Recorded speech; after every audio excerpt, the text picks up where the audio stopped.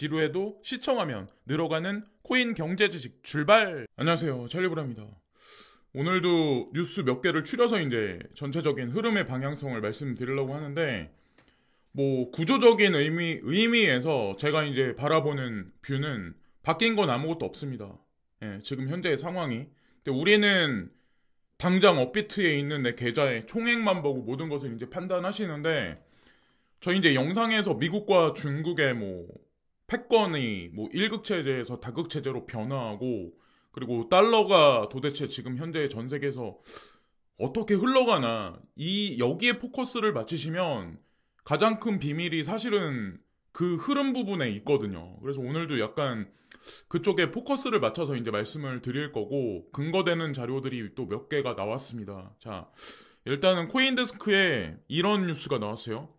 페이팔 첫 번째 EU 진출에서 룩셈부르크로 암호화 서비스 확장이라는 의미가, 이런 헤드라인으로 뉴스가 나는데, 룩셈부르크는 여러분들 혹시 아시나요? 구글링을 아마 해보시면 아마 아시겠지만 룩셈부르크는 금융으로 먹고 사는 나라예요. 네, 금융 서비스. 그래서 아마 국민들 대다수가 금융과 관련돼 있는 아마 그런 인프라에서 업무를 하고 있는 걸로 알고 있습니다.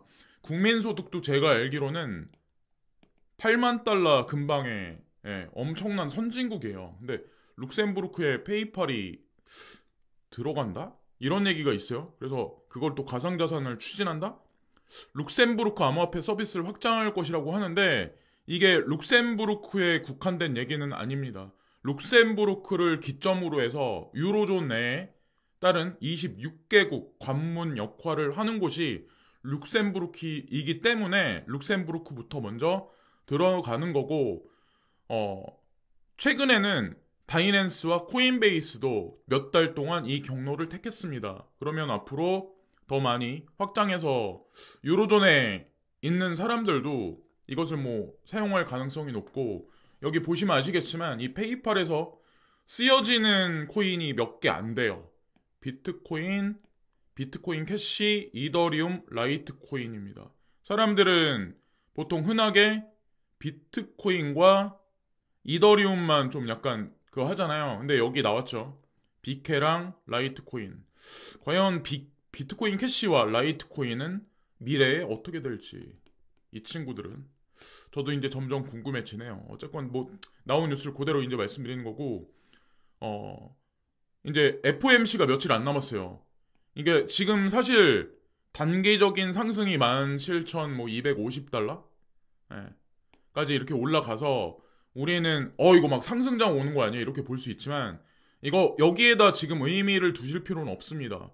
FOMC가 끝나서 확실히 0.5% 금리 인상이라는 발언과 함께 금리를 향후에 우리가 어떻게 할 거야라는 그런 얘기가 나와야 확실한 17,000달러 위가 아마 정해지기 시작을 할 거예요. 거기서부터 다시 카운팅을 하셔야지, 지금 미온적인 상승? 그래서 5일이 남았고, 그리고 중요한 거는 퍼센테이지를 보셔야 되는데 0.5%, 그리고 0.75% 금리 인상, 여기 양분해서 보셔가지고 현재는 79.4%로 0.5% 확률이 거의 기정사실화되어 있는 현재 상황입니다. 그래서 아마 0.75%가 되기를 바라시는 분들도 아마 있을 거예요. 그래서 이 하루 전날인가? FOMC 하루 전에 아마 제가 알기로는 뭔가 중요한 지표가 발표되는 걸로 알고 있거든요.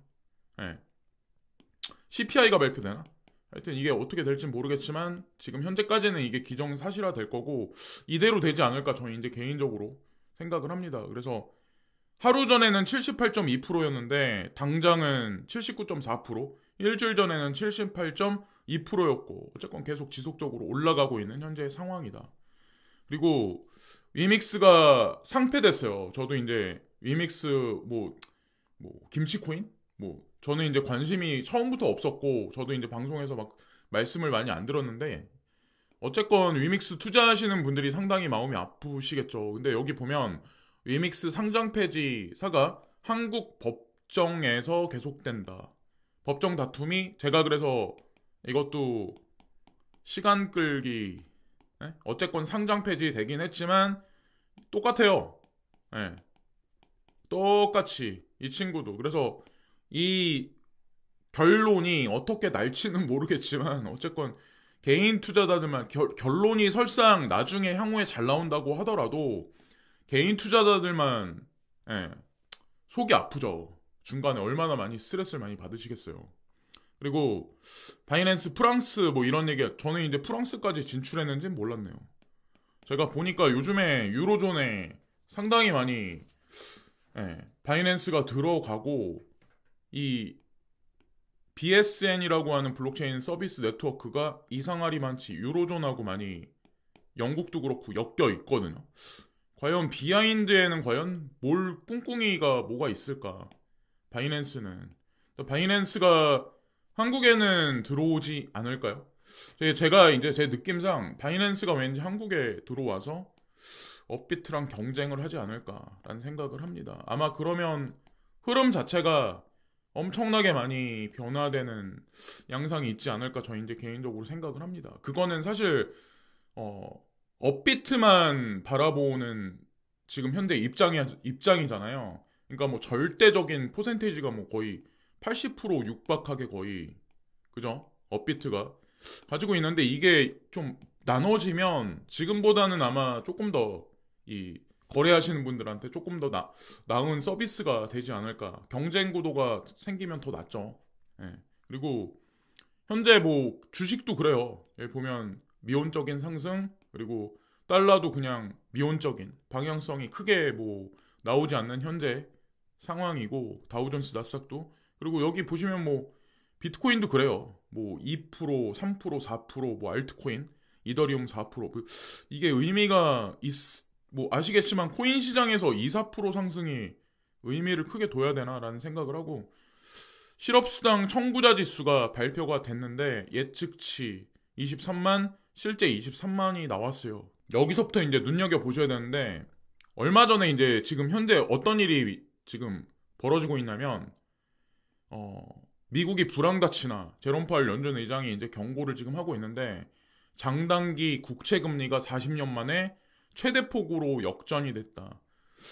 장기채가 오히려 금리를 더 많이 줘야 되고 단기채가 적게 줘야 되고 그래야 되는데, 그리고 기관 투자가들도 미국의 장기적인 성장이 그게 확실시 된다라고 생각하면 장기채에 베팅을 해야 되는데, 장기채는 싹 다 팔아버리고 단기채로 몰렸어요. 막 3개월짜리, 2년짜리, 3년짜리 막 이런 거. 예. 여기에 몰렸을 때는 왜 그랬을까? 경기 침체에 관해서 기관 투자가들은 이미 알고 있다는 거죠.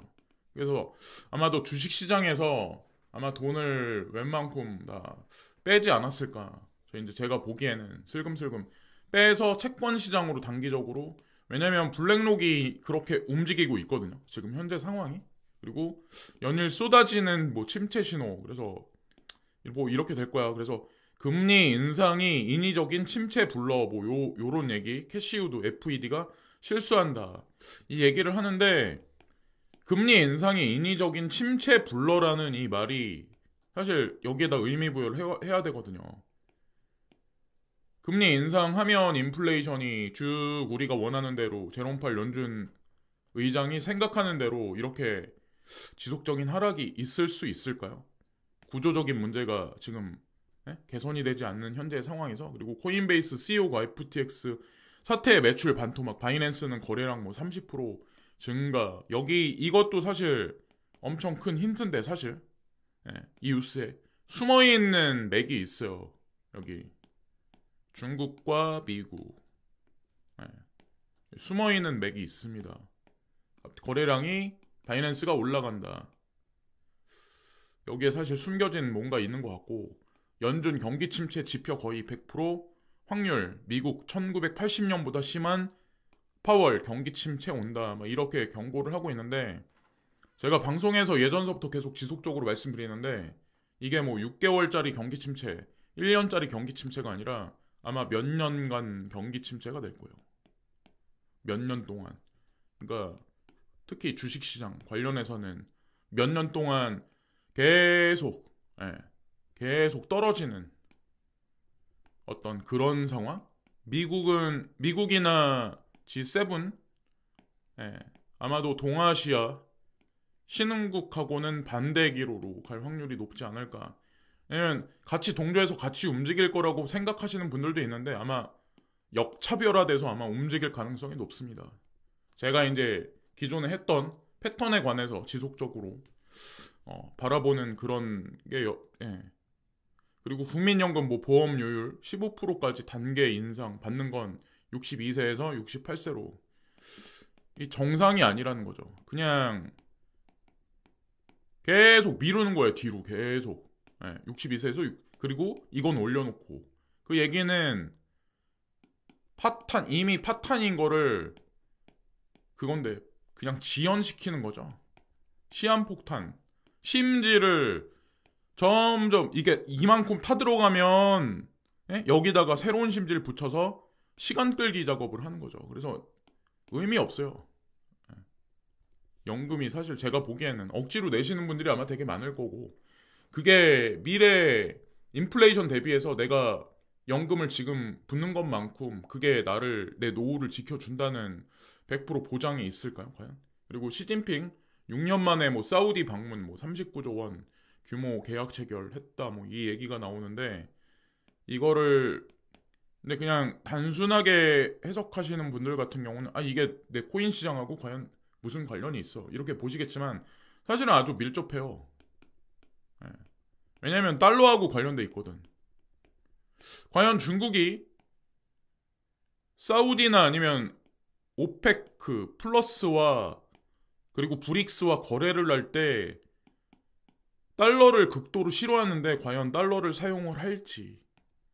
예전에도 제가 말씀드렸지만 CIPS 그리고 인도도 마찬가지, 러시아도 마찬가지.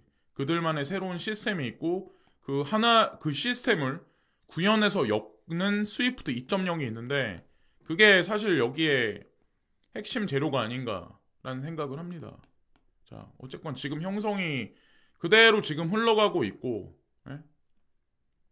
그렇습니다. 자, 그리고 이제 마지막에 결론 지어서 이제 말씀드리면 제가 똑같은 얘기 계속 말씀드리는 것 같은데 이것도 이머징 국가 상승 그리고 선진국 미국을 비롯해서 G7 이렇게 될 거다. 그대로 지금은 아마 모를 거예요. 우리가 지금 인지를 못할 거예요. 그러나 서서히 시간차를 두고 2023년서부터 이거는 시작될 겁니다. 제가 얘기하는 인도, 중국, 이머징 이 세븐 국가와 과연 미국을 필두로 한 G7 국가가 과연 어떠한 차트를 그리는지 그 결론이 분명히 나올 겁니다.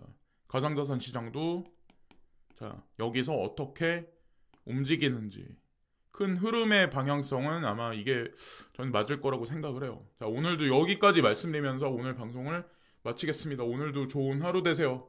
감사합니다.